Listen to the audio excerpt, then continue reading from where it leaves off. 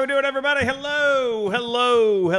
Welcome to today's show. I haven't used this screen in a little while. I was like, you know what? I want to bring the screen back. I figured I made it a little while ago. Why not just use it? But hello, everybody. How we doing? Welcome to tonight's show. Man, things have picked up a little bit here in the last few hours. We've got a little Pete Alonso. We got some Alex Bregman news. We got some trade rumors floating around out there. All of a sudden, a pretty quiet day has turned into a pretty busy night. On top of all the rumors we've been hearing, now we got Jurickson Profar heading to the Braves. And I did call it at one point on Twitter, and I ended up not going with that prediction, but it is what it is. I thought a little while back, man, Profar and the Braves, that'd be pretty good.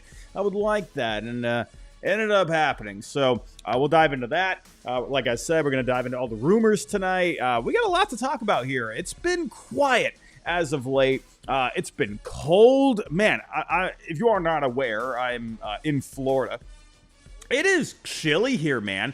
And listen, I come from up north, right? So I'm used to all the snow and whatnot. I've been through a lot of cold during my days. But here in Florida, man, when it gets into like the 40s, 50s, with the, how much moisture is in the air, it gets cold, man.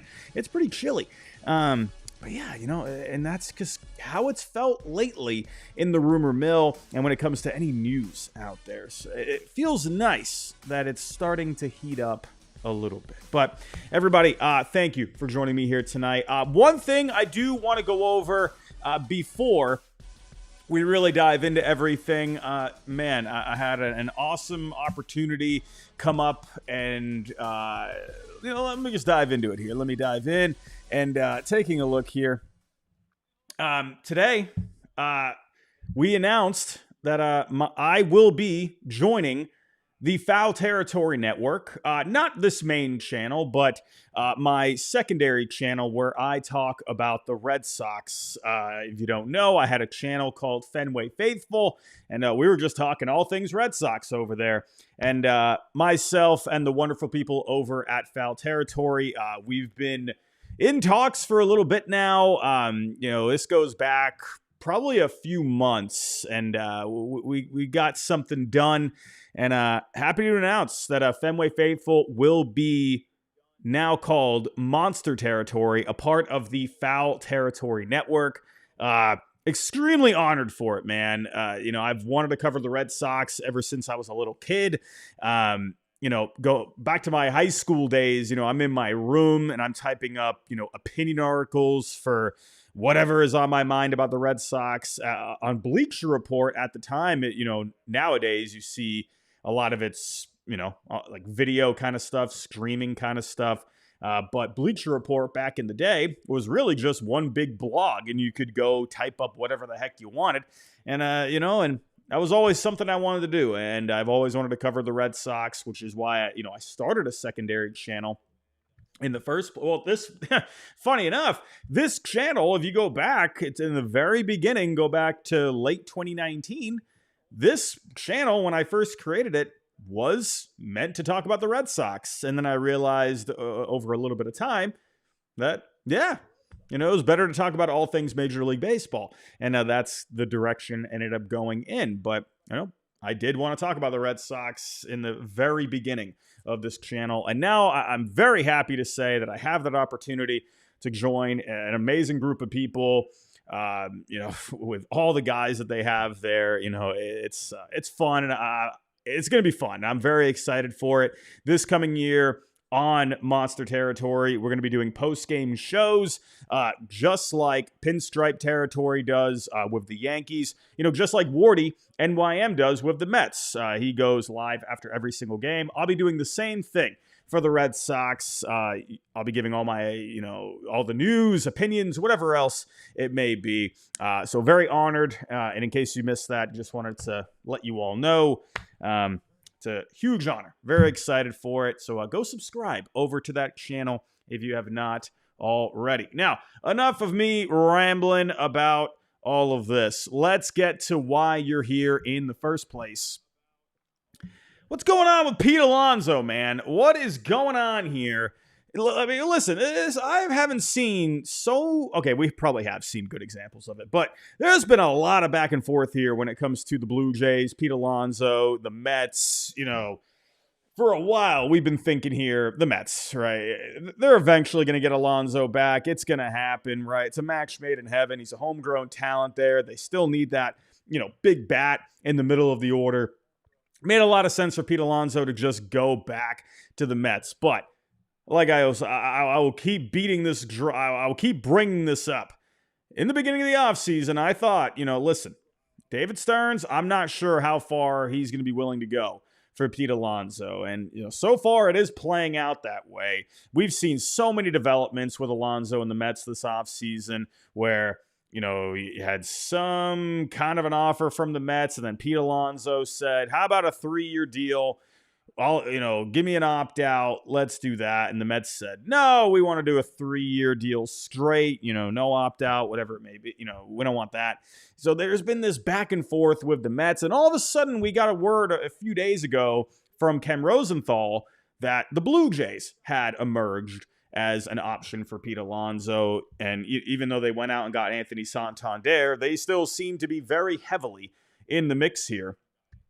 And to be honest with you, I'm not surprised that the Blue Jays would want to still go after Pete Alonso even after acquiring Anthony Santander. I mean, listen, this lineup looks a lot better now. Obviously, Vlad has a bit more protection there.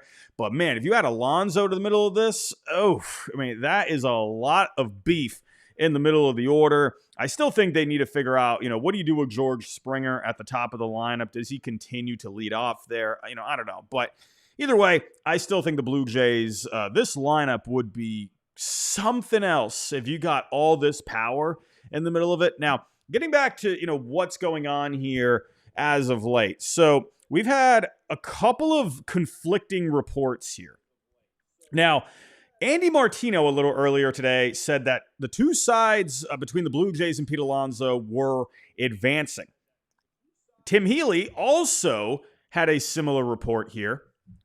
Also had a little something saying Pete Alonso is deep in contract talks with the Blue Jays per source. That was at 6:03 p.m. Eastern time. Says here, I will believe in Alonso Mets breakup only when I see it, but that is closer than ever to reality. Now, we had Shi Davidi putting here a little after that report came out, contrary to speculation. Blue Jays discussions with Pete Alonso and Max Scherzer, and that's another one that we got to get into as well, not gaining momentum, industry sources tell Ben Nicholson-Smith and me.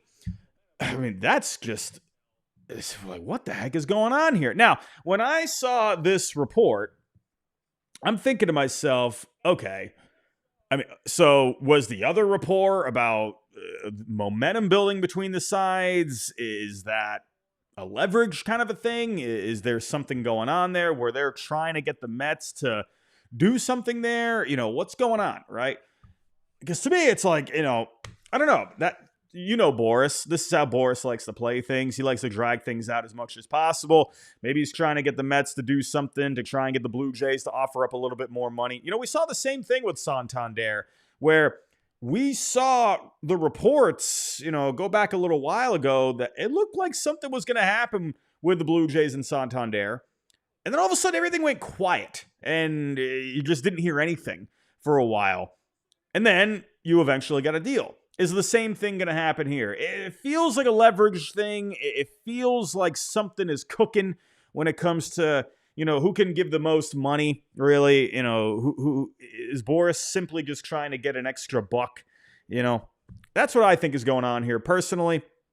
Because I just, it's like, what are these? What are we doing here, right? Especially Andy Martino, when it comes to the Mets, for the most part, Martino is always pretty dialed in. At least I would like to, say more often than not. I know Mets fans, they have their opinions about Martino, but still, it's just very interesting seeing this conflicting report.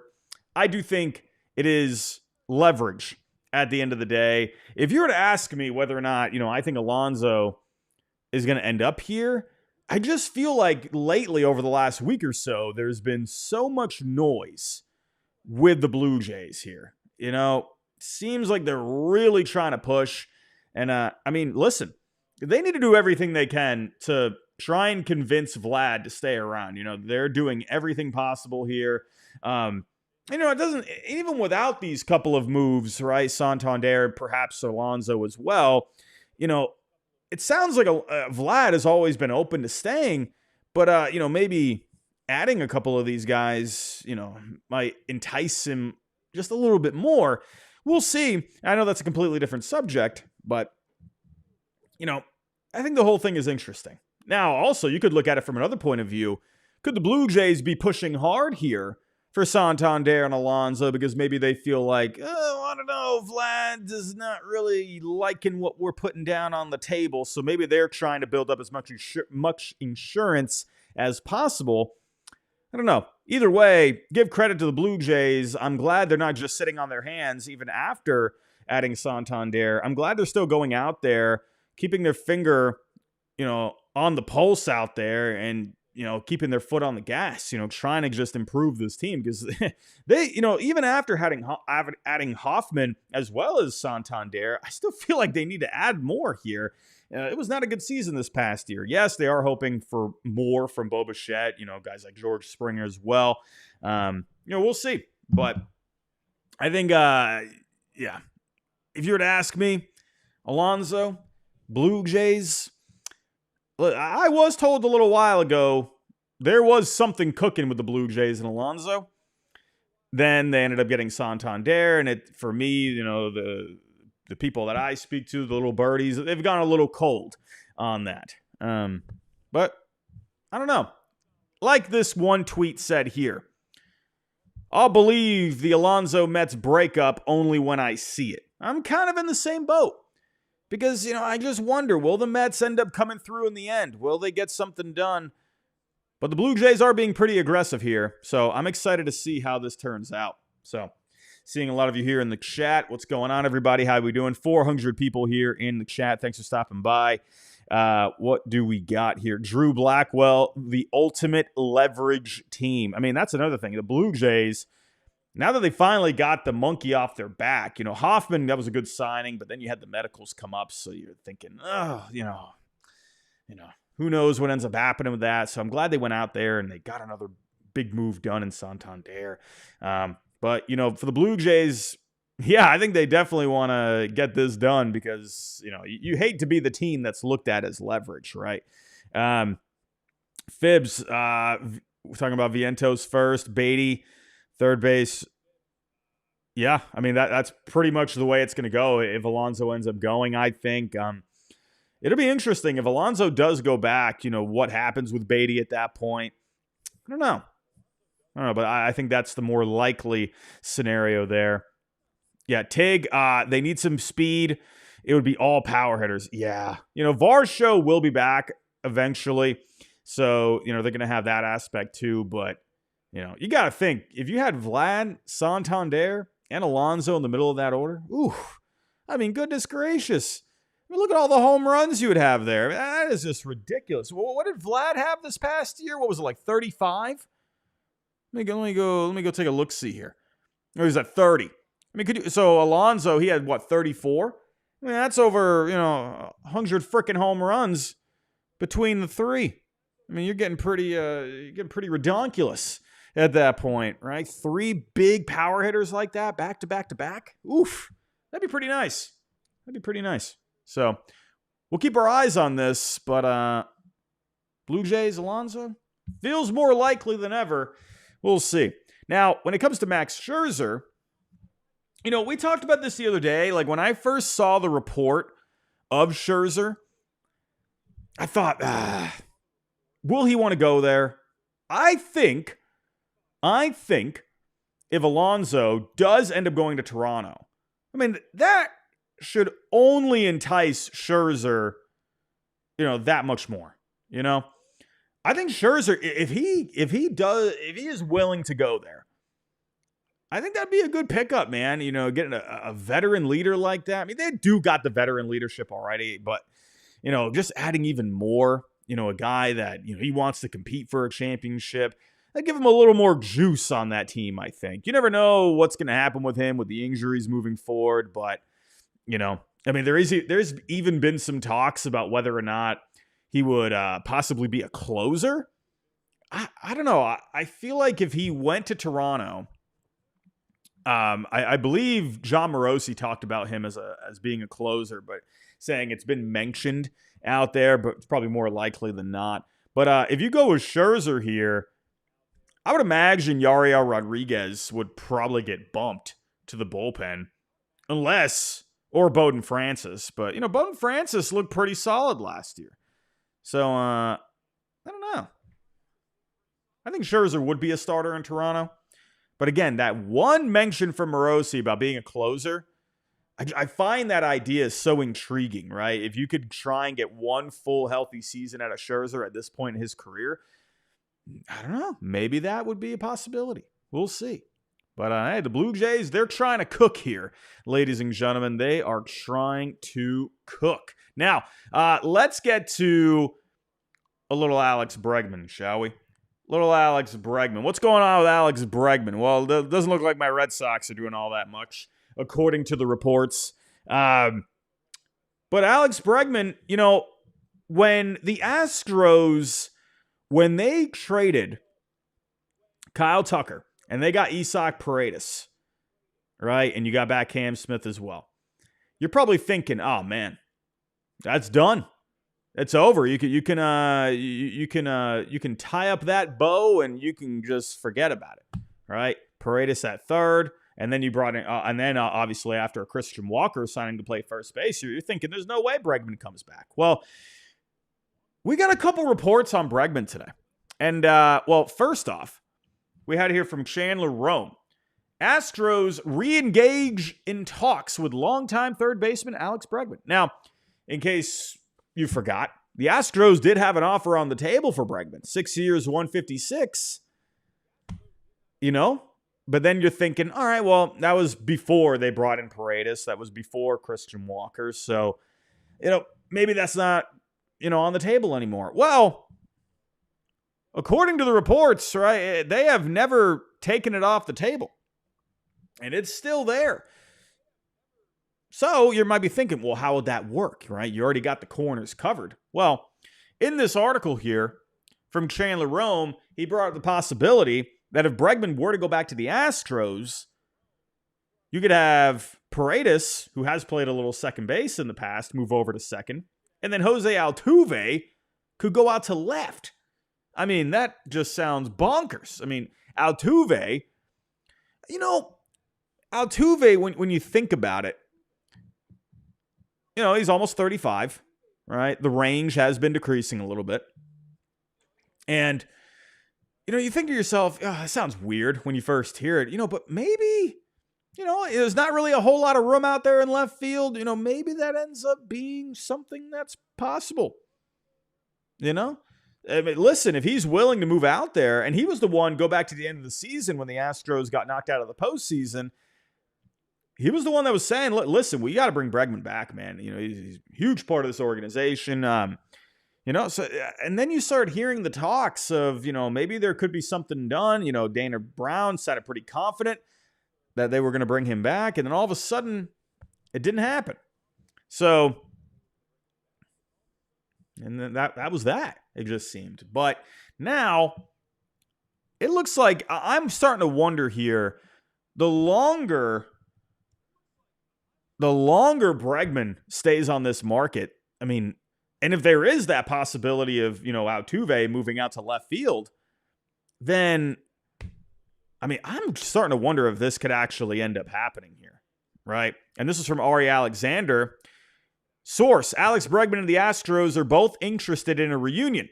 The Astros haven't closed the door, and neither has Bregman, the source says. And, you go back to where, the Tigers, it looked like there was momentum building at one point.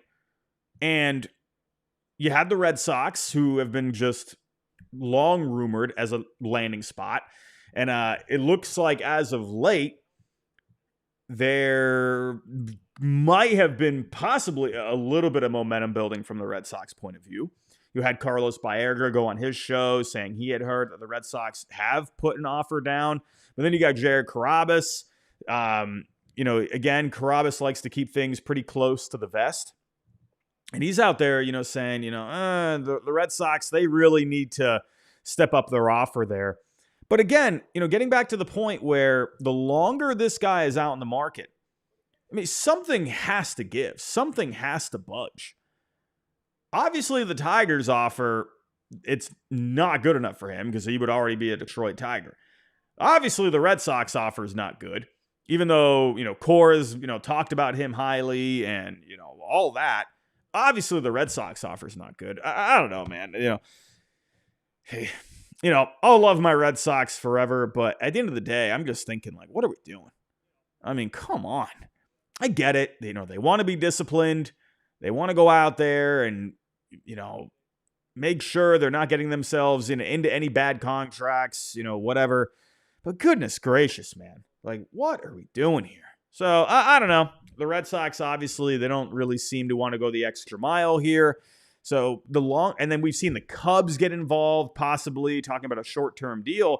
But when you look at all the offers on the table, if the Astros one is still there, that is by far the best offer on the table. So, yeah, if you're the Astros, but like, if you look at it from the Astros point of view, too, getting back to what I said earlier, when it seemed like, okay, when they got Paredes and Walker, well, that it seemed like, first glance, okay, they're probably done. But if you can make it happen, why would you not bring Bregman back? I mean, the fact, if you could have an offseason where, you could bring in both Paredes and Walker. Sure, they had to give up Kyle Tucker, but you've brought in a couple of righty bats there who should fit very well with the Crawford boxes out in left field, and then you bring back Bregman? I mean, you're looking pretty solid there, right? Yeah, sure. Losing Tucker hurts, but, I mean, man, to me, if you're the Astros, yeah, man, you try to figure this out. And if that means Altuve moves, then, hey, if he's willing to do it, then do it. Or however it works. Right? I've even seen someone talk about Paredes moving out to left field.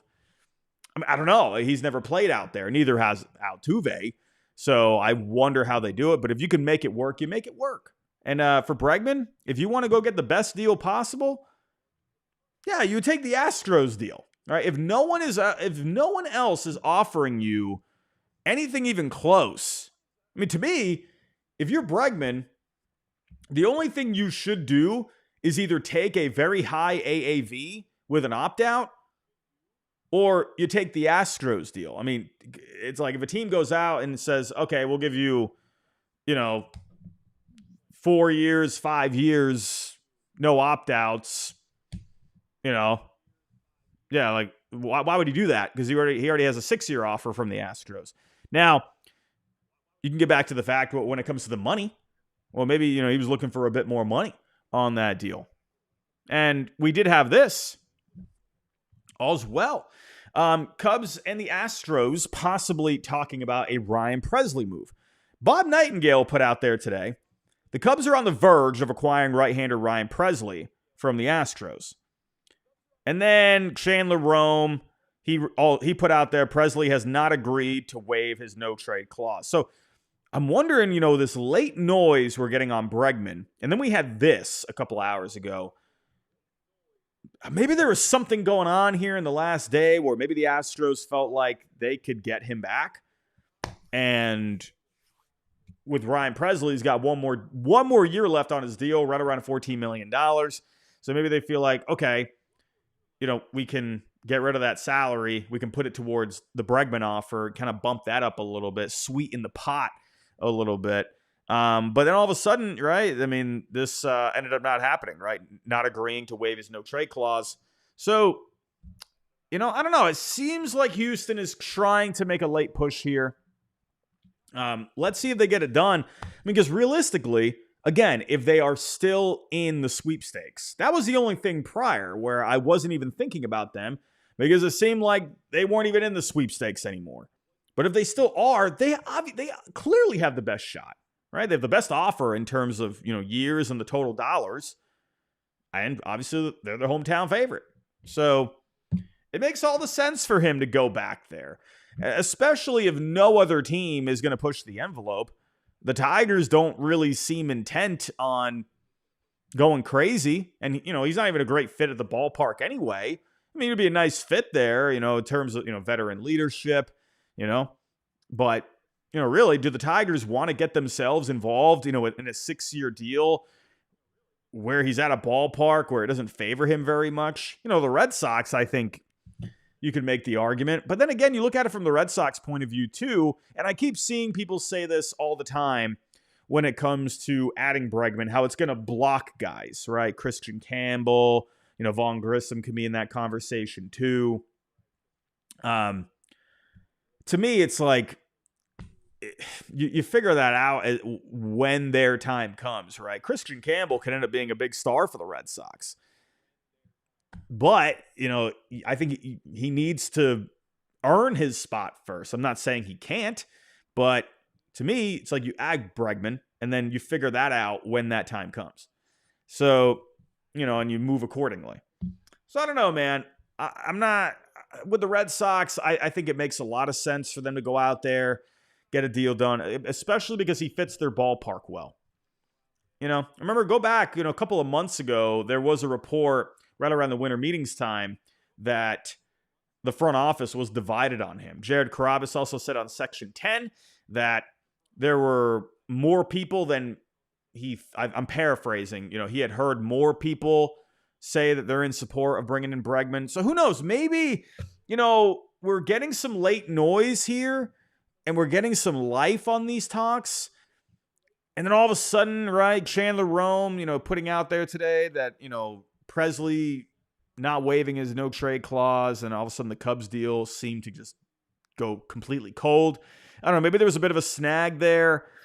Look, I mean, maybe, and like I said with Boris earlier, Pete Alonso, maybe they're trying to see if some of these other teams can maybe budge a little bit on their offers. But I don't know, right now, it just seems like I don't see who goes above and beyond beating that offer that the Astros, go back to the original offer, 6-year, 156.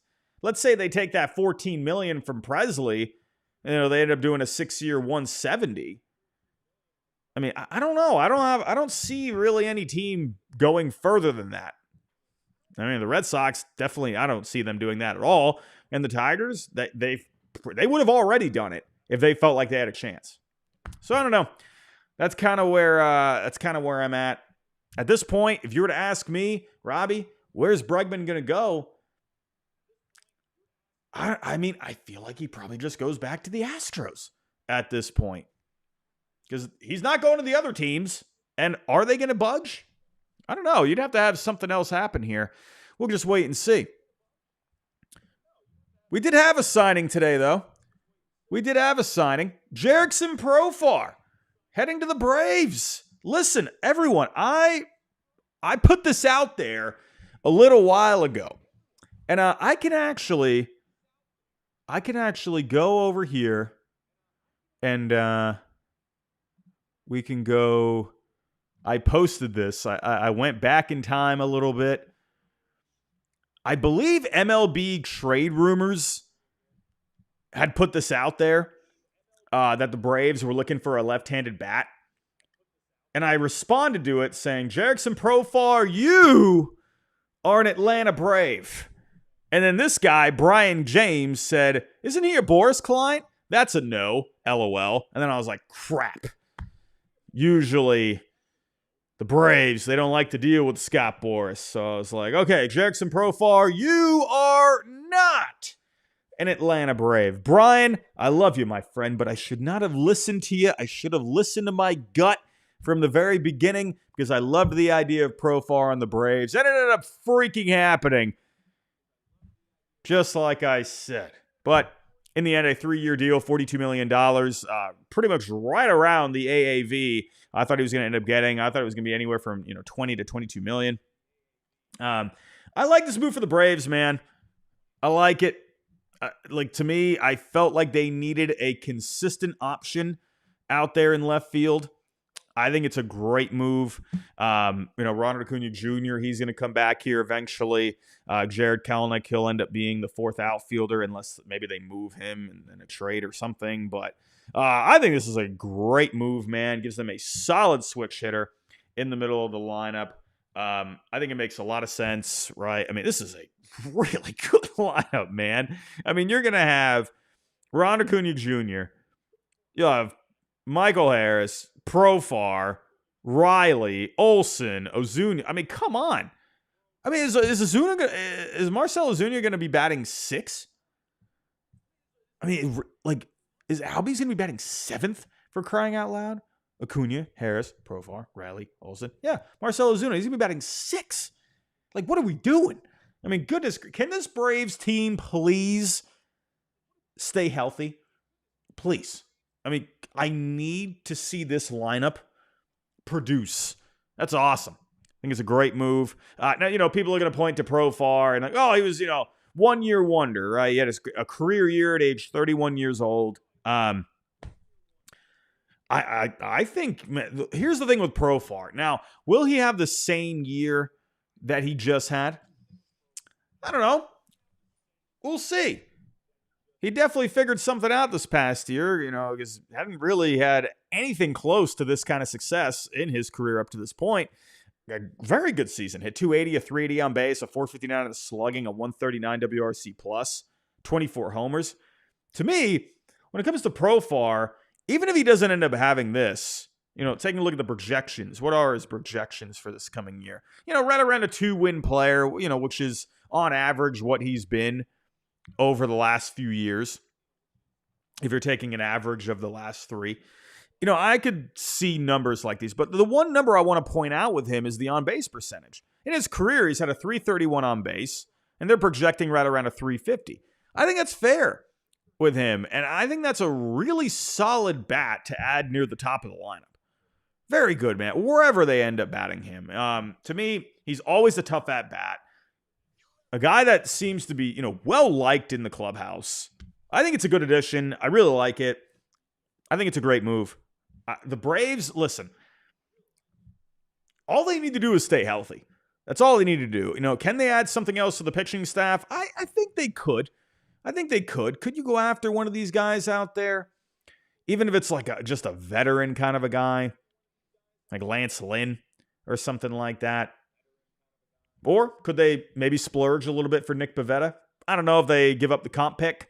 They need to, I think, start, trying to keep these comp picks a little bit. And actually, taking a look here at the tracker, I believe with Profar, he had the qualifying offer.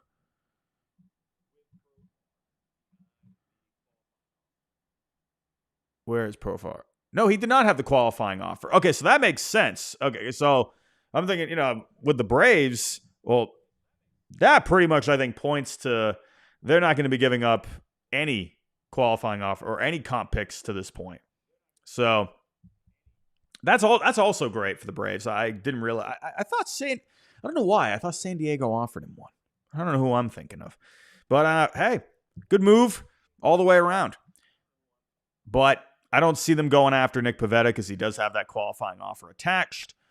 Maybe could they make a run at Scherzer? Possibly. But again, they want to stay healthy. Scherzer has been a bit of a risk. Could Kyle Gibson be a possibility? Someone that can give you some innings. Like I said, Lance Lynn. A guy that's going to go out there, pretty much compete for the most part. I don't know. You know what I would love? I would love for the Braves. You're going to laugh and you're going to think this is ridiculous, but listen, if there is a team out there that could maybe get something out of Patrick Corbin, I mean, come on. I mean, they after 10 years of 20 years, Chris Sale being hurt, they brought him in and they got a Cy Young season out of him, for crying out loud. I mean, goodness gracious, Reynaldo Lopez, a guy that's been up and down in his career, starter, bullpen, they got a great season out of him. Can the Braves please bring in Patrick Corbin and get a career year out of him? I mean, my goodness, that would be amazing if they could do that. I'm just saying. But I do wonder if maybe they bring in a guy, maybe even Jose Quintana. I could maybe see someone like a Jose Quintana going to the Braves. I'll look out for that. Maybe adding one kind of lower key starting pitcher. Maybe Andrew Heaney. It's kind of what I'm thinking there. Jack Flaherty, if you want to get into that qualifying offer thing, he does not have that attached to him. Maybe. I don't know. Jack Flaherty went on Foul Territory today, and he said, he just seemed kind of confused with what's going on with the market. I don't know. I think teams might be a little bit weary of the injury history with him. And I feel like at this point, he's going to end up having to take an opt-out kind of a deal. Like a 3-year opt-out. I think teams maybe want to see that he can pitch a third full season, healthy. That's my inkling there. But hey, maybe the Braves take a shot. But again, do they want to bring in someone that has an injury history? Because I think that's the Braves' biggest goal. I could be wrong. If I were to guess, if I were to ask Alex Anthopoulos right now, hey, what is your number one goal for this team this year? I guarantee he at least works in there to stay healthy. I would imagine he says something along those lines. So we'll see what ends up going on else with the Atlanta. I can't speak with the Atlanta Braves. D-Rod, $2 super chat. Robbie, you made it to the big time. Congrats. I mean, hey man, listen. I'm just grateful, man. I'm grateful for it. It's been really cool over the last 5 years or so, man. Just seeing just all the growth that we've had. I don't even like to say I mean we, because we have really grown as a community here. And again, I know I'm going to be talking about just the Red Sox, but still, I would not have had that opportunity at all if it wasn't for all of you. And I really want you to know that. I appreciate it very much. You guys have been awesome. We were here back in 2020. We got like 15 people in the chat, and we're watching like a game on ESPN or something or whatever. We went from that, to I'm literally having a conversation with AJ Przinsky today. Like, by the way, if you couldn't tell, I was very nervous during that whole thing today when I went on Foul Territory. I was pretty nervous. Like, I don't know why, because I'm so used to just talking with all of you. And but I'm literally speaking with AJ Przinsky, a guy that played almost 20 years in the major leagues. I've obviously watched him so much on Foul Territory, but it's like actually having that interaction. It was like I had to really concentrate because I'm talking to AJ Przinsky right now. This is crazy. Anyway. But thank you again, D-Rod. Do appreciate that. A couple more news and notes. Guardians signing Paul Sewald. Paul Sewald, this is a guy I've mentioned a bit over the last week or two. And this is a guy where he did fall off a bit with the D-backs. Right? Had a tough second half.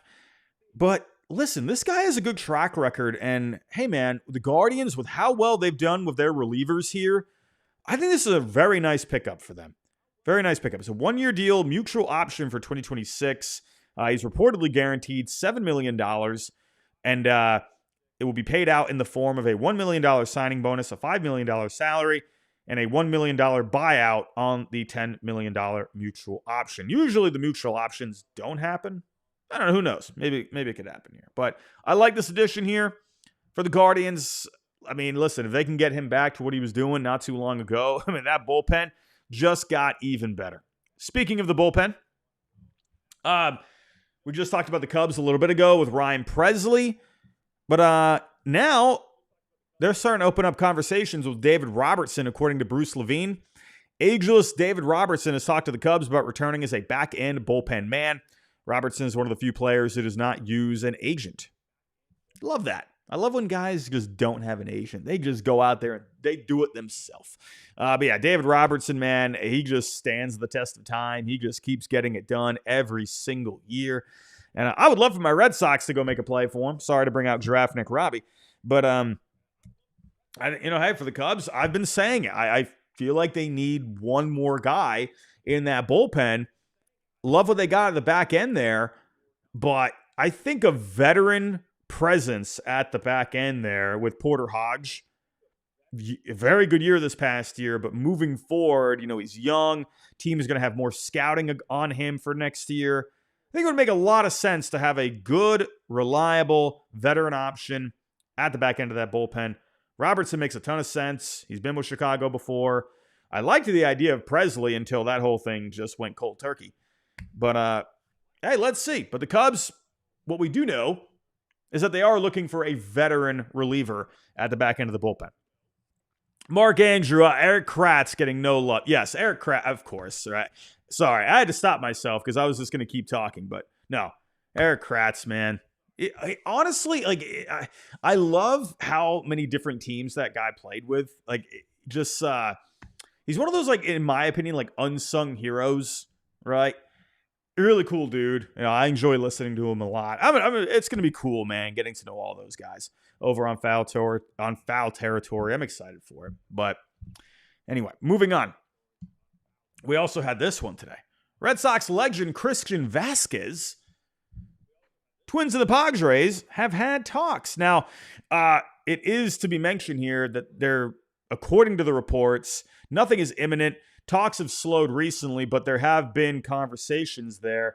And there was also a little something here on Dylan Cease. Dylan Cease. I mean, now we had that report. Christian Vazquez. Dylan Cease. If we were to put together here, I mean, could they have maybe been I don't know, maybe some names are being thrown around a little bit. Maybe they were involved in some kind of a deal where both of them together. Hold on one second here. Let's get on here. Let's go to the good old simulator. And let's do some trades here, shall we? But getting here, let's go to, listen, the Twins, if they could add, man, again, I kind of wonder about Pablo Lopez. It's interesting because he has been mentioned as a possible guy that could move this year or this offseason, sorry. Just because there were reports that the Twins were looking to cut some payroll. But looking here, let's go to Dylan Cease. He's not going to be cheap unless maybe this is why, maybe Vazquez was being brought up. But then again, I don't know. It's, maybe not. No, I take that back. Taking a look here, Christian Vazquez. Again, the Twins are looking to cut payroll. For the Padres, when you look at it from their point of view,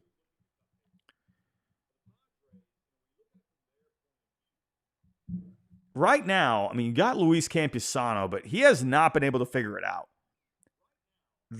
It makes sense if they would, want to bring in Vazquez, right, to get a bit of a sure thing there, right? Works well with the pitching staff. Now, do I see them both being in the same kind of a deal? I don't know. It's because he has the underwater value. I don't know. And honestly, with the Padres, it's been sort of iffy, when it comes to their own payroll situation. He's only got one more year left on the deal. So, I don't know. It makes me wonder if maybe they were two kind of separate conversations, they were throwing some names back and forth. But if you were to do Dylan Cease for the Twins, man, the Twins, they would really have to give up some beef. I would love for them to make a deal like this. But if you were to think of Cease on a 1-year rental, you go back to the trades that we have seen recently, like Kyle Tucker, Soto, Mookie, 1-year rentals for big-time players, right? If you're looking at it from, that point of view, I don't know. Do the Twins maybe, could they possibly, I don't know. You got a good amount of outfielders here, and the Padres could still use something in the outfield, especially now that Profar is not coming back. You know what I mean? Like, I wonder if you could do something there where maybe you could send back something like Wallner possibly. I don't know. But again, that's a lot to give up. Or Larnach. Something like that. I wonder if Larnach would be the centerpiece of a deal like that going back. I think you're on the right track there if you do that. We'll see. But hey, Dylan Cease, Twins. I mean, listen, I've been wanting the Twins to just do something, man. Something. That'd be cool if they could land a big name like this. At this point, they're not going to go out there and, be throwing down money on the table. I think this is their best option to improve the team. I think they're waiting for this market to unfold a little bit, and then they go out there, and then they try to pull off some trades. So I think the Twins, it's nice to see that they're starting to wake up a little bit. So we'll see what ends up happening. But Vasquez, I definitely can see him getting moved. I think the Padres would make sense. We'll see. But everyone, I'm going to wrap it up there. Thank you for joining me tonight. Just wanted to come on here, talk about the latest news, the Alonso news, Bregman news, all the news. Hopefully we can start to see this last portion of free agency kind of start to wrap up here over the next couple of, we're almost in February here. We're under a month away from pitchers and catchers reporting. So let's see. I would like for this offseason to kind of start wrapping up here over the next couple of weeks. That'd be nice. Next 3 weeks, I think you will for the most part. And hopefully we don't have too many guys lingering into spring training. That'd be very nice too. But everyone, thank you for coming out tonight. Do appreciate that. And thank you again for all the kind comments about the news that I posted today. Joining Foul Territory. Going to be talking about the Red Sox over there. Very excited for the opportunity. But again, could not have done that without all of you. So greatly appreciative, and thank you so much for everything. But everyone, also go check out the video that I posted earlier. Had a bit of fun with that. Took a look at who I think was the next Hall of Fame candidate for each team. And we had the Hall of Fame news. Man, who was the guy that didn't vote for Ichiro? Who are you? I need you to reveal yourself, my friend. Who the heck are you? My goodness. How do you not vote for Ichiro? For crying out loud. Anyway, it is what it is. But CC Sabathia, Billy Wagner, Ichiro getting into the Hall of Fame. Glad Billy Wagner got in, man. Hey, CC, of course. Yeah, of course. But Billy Wagner, I'm glad that guy got in. Well deserving. Yeah. But that got me thinking, who could be the next Hall of Fame candidate for each team? So go check that out if you haven't already. But everyone, I'm out of here. Go have yourself a great rest of your night, and I'll talk to you next time.